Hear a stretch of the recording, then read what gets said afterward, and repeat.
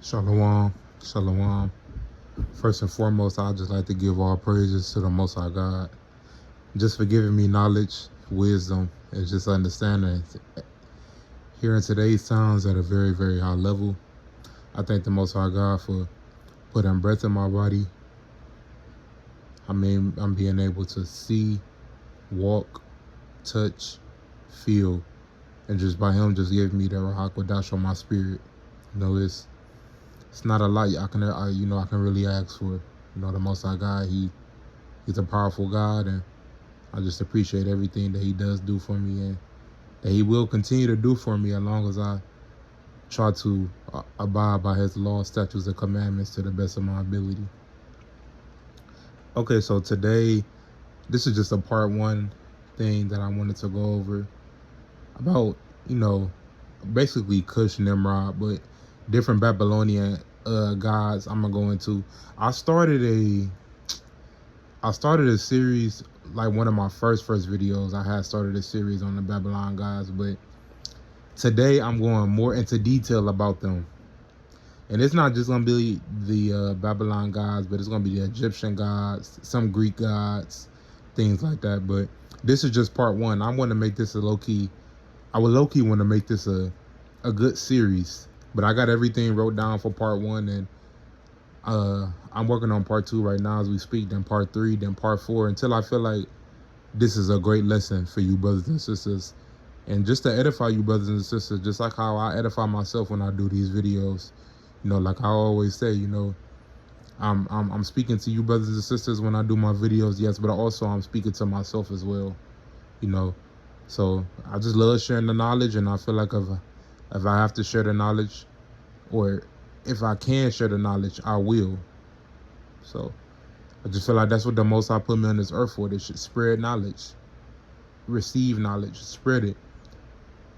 So okay, so I wrote, first I would like to start off with Nimrod, which in Genesis he was known. Well, I'm really going into Cush with this part one, but I'm going into Nimrod as well. You guys will see. Okay, so Salakia, as I reread. First, I would like to start off with Nimrod, which in Genesis he was known as the mighty hunter.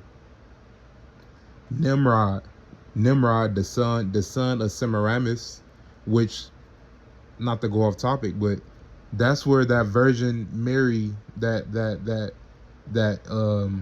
Mother Goddess holding the son that you see, that you brothers and sisters may see in certain churches, or Catholic churches, or Catholicism. That's what they heavily believe in it.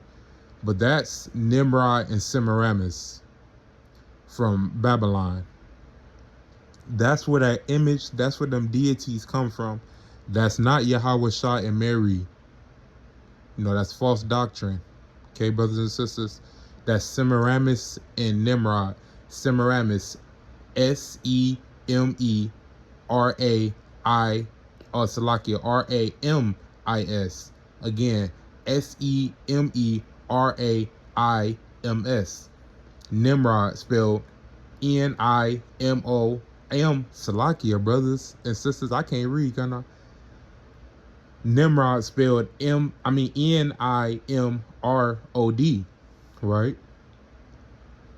And the Babylonians worshipped Semiramis as the queen of heaven, or the great mother goddess, which honestly, I said in this thing that I wrote down. I think my personal belief is Eve is the first original mother goddess, because Eve was the first quote unquote woman, woman known to man to do the opposite of law, right?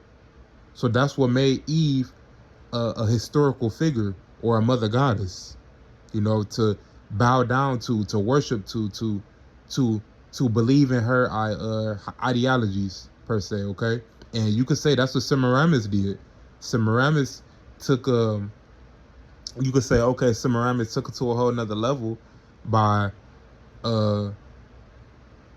spreading her doctrine to the Babylonians. But Semiramis basically took the ideologies of Eve, make up her own law, make up her own rules, not follow the Most High's rules, right? Okay, so as I continue to read, Nimrod, the son of Semiramis, who was considered in antiquity basically, a time period before Christ with Egypt and I may be wrong, brothers and sisters, Egypt and Greece. A time before Christ, it was Egypt and Greece. If I'm not mistaken, I may be wrong. And if you brothers and sisters, uh, and anything I always say, always look up, because I may be wrong on certain things. And if I'm wrong, comment on it and say you're wrong, brother. Antiquity was, this time period, or well, which I know is before Christ, but I think it was either it was Egypt and Greek. In Greek, that was the time period where antiquity. Who was okay? So as I continue to read, Nimrod, the son of Semiramis, who was considered in antiquity and still today as the queen of heaven, right? Nimrod was known to be the son of Baal or Cush, Baal, the two-horned deity that we see. Baal, the two horns basically mean power, and I go into this in here. The two horns mean power. The three horns mean the divine trinity, the mother goddess, the father god, and the son. And the one horn is stands for royalty. Like if you see like the run or like a one horn, like the mythical creature, a unicorn, or whatever, or whatever the case may be, that's where that comes from, royalty, right? And I'm gonna go into that in part two. I'm gonna go into that. So I'm gonna go into it in more detail, I should say. Right? Okay, so as I continue to read, Nimrod was the son of Baal or Cush, which Cush can be Saturn, Cush can be Kronos. I go into it, you will see. So with the son of Baal or Cush, who was the founder of Babylon. Cush was the founder of Babylon. He was the founder. He started building that great wall, right? The Tower of Babel. Cush started building it, but Cush died, right? Nimrod, his son, which is Semiramis' son, took the reins from Cush, right? And that's how Nimrod came into power in Babylon more. That's how he became this mighty deity, right? Okay, so as I continue to read, the founder of Babylon, Cush, was known as the ringleader in a great apostasy, which apostasy basically means deliberate abandonment or rejection of Christian faith, right? So that's where Cush you can say he because Nimrod was the son, right? Cush was the father god. You could say before then, okay, i.e. Adam, right? Where it says right here, as I just read, as what apostasy basically means deliberate abandonment or rejection of Christian faith by someone who believed in it, right? So Cush believed in Salakia, the Most High's words, right? The Most High's law that he put forth onto the earth. He believed in it, but he chose to do his own separate rules. He chose later in his lifespan, that wasn't the right thing. I'm going to make up my own rules, and I'm going to make my own nation follow it. And that's how Babylon came into fruition, right? Okay, so as I continue to read, Cush was the son of Ham, which Ham was one of Noah's 3 sons, right? Cush was also known as Hermes or Mercury in Egypt, right? And like I said, Cush was also known as Saturn and Kronos. Now Hermes or Cush was the great original prophet of idolatry, right? Because like I said, after Adam, he did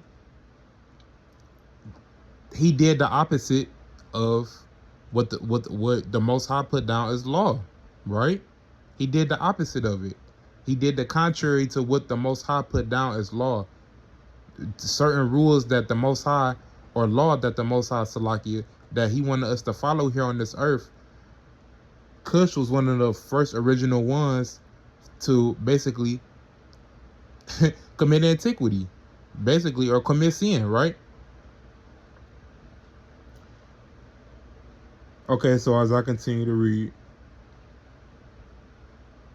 now Hermes or Cush was the great original prophet of idolatry, which you can honestly say he was after Adam, right? I just said that, right? Because that's just my own personal belief. But like I said, I think Adam is the first.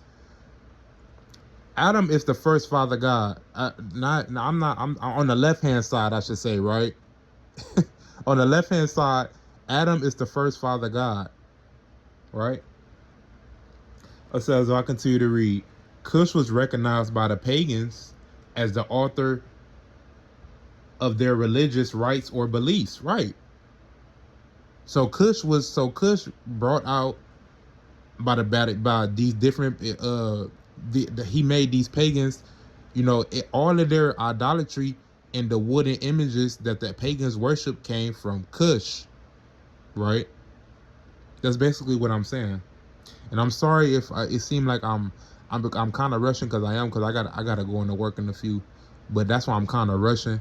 But this lesson is on my spirit, and this part 1 is on my spirit, so I gotta get it off me before I head to work. Okay, so as I continue to read, Cush was recognized by the pagans as the author of their religious rites or beliefs. For many ages, mankind lived under the government of Jove, Jove, which basically Cush started, but cities, Salakia, basically Cush started cities without laws and speaking our language, which let's fast forward into today's time, how we are basically living in a lawless society in Babylon, right? You understand what I'm saying, brothers and sisters? So Cush was one of the first ones, and so from a city standpoint, or like I won't say a tribal standpoint, but like a group standpoint, to, well, would you really say the Babylons was a tribe, the Babylonians was a tribe? You could say that. You can really say that, where Cush started off his cities without laws and speaking our language, which was our language on the right hand side is obeying the laws, statutes, the commandments of the Most High. But Cush started cities not obeying laws and laws and language in his city, right? And that's how Babylon was started. Babylon, as I'm gonna say in this passage that I wrote down, just basically means confusion, right? Just basically means confusion. That's it.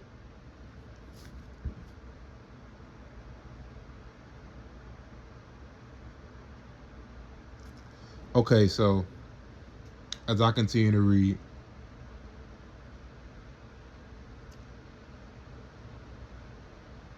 well, you know what? I'm just gonna reread this. Hold on.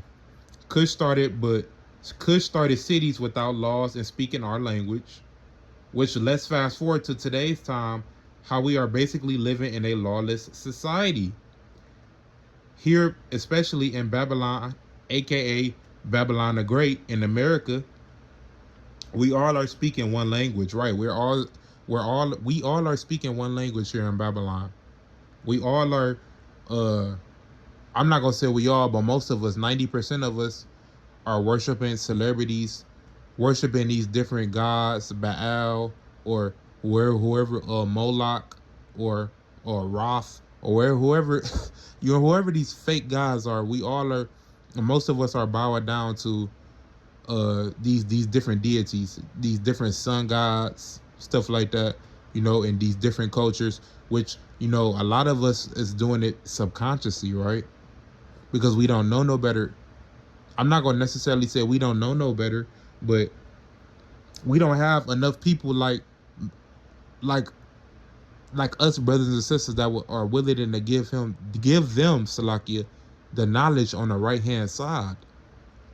That's really what it's all about. They're not wanting to give them the knowledge on the right hand side, right?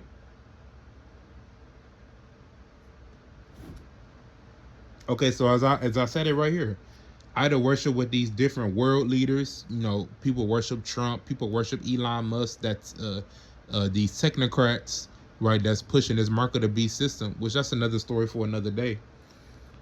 Or celebrities, how most push do what thou wilt, you know, and that's Aleister Crowley, do what thou wilt, right? That's Kush, Salakia. Aleister Crowley got his teachings, I won't say all of them, but most of them from Kush. Do what thou wilt. Do what you want to do. Believe in what you want to do. Do not believe in law, right? That's what that's about. Okay. Kush was, as I continue to read, Kush was known as the great divider of men, or speeches of men, basically having an opposite viewpoint of the scriptures of the Most High. Right, as I wrote down. Right, like I'm explaining to you, brothers and sisters. That's what Kush. After Adam, Kush and Nimrod was the ones that pushed this this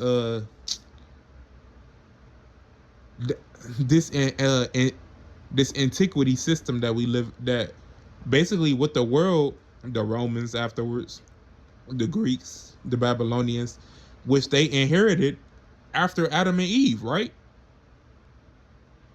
Sodom and Gomorrah, right? These different cultures, they worship subconsciously. Yeah, they may have a different God in their cultures and stuff like that, but they got their teachings from Adam and Eve, Cush, Nimrod, Semiramis, right? Okay, so as I continue to read, basically having an opposite viewpoint of the scriptures of the Most High. This is where the term the left comes from, right? Because it's the opposite viewpoint. Because all in life, brothers and sisters, you either gonna choose the right hand side, which is the Most High, or you gonna choose the left hand side of knowledge, of wisdom, of beliefs, right? So Adam, Eve, Semiramis, Nimrod, Cush, they were the start of pushing that idolatry of the left hand side, right? Even though Cush started building Babylon, he was known as the co-founder of it, and Nimrod was the founder. Nimrod was the founder of Babylon, because after Cush died, Nimrod, he got in power. He finished building Babylon, and he finished Salakia, spreading the ideologies that Cush started with, right? Nimrod was the co-founder of Babylon, which Babel just means, as I've already stated, Babel just means confusion in Hebrew, which Cush was also known to pagan antiquity under the character Baal or Baal, like I said earlier. As the co-founder, most of these false gods in these ancient cultures started with Cush, the father god, right? As I just said, Nimrod, which is the son or the divine child, and Semiramis, which is the queen of heaven or the mother goddess. You understand that, brothers and sisters? Because she went against law. Adam was the first father god, as again, he went against law. Now Cush was known to start confusion,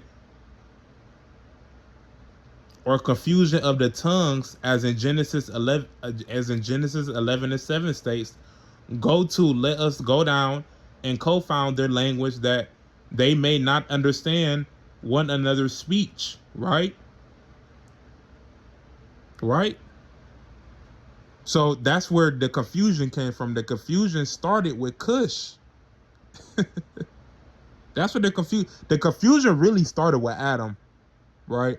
But Cush took it to a whole nother level. He built a nation off of confusion and wickedness, right? And I'm almost done, brothers and sisters. Like I said, I got to get to work.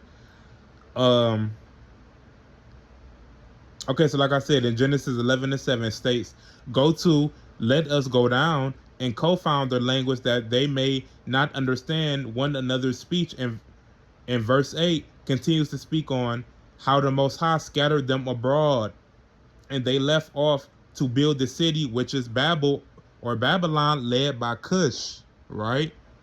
So like I said, this is just part one, brothers and sisters.